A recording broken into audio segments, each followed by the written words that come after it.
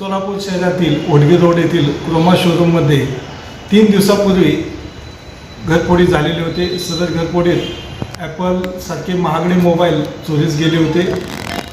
त्यातील सर्व मोबाईल एकूण किंमत 40 लाख असे चोरीला गेलेले होते।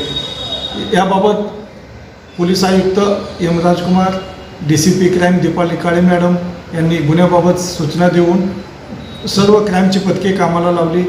पथकापैकी पोलीस निरीक्षक दोरगे यांच्या मार्गदर्शनाखाली सपोनी शैलेश खेडकर यांच्या टीमला यश आलं।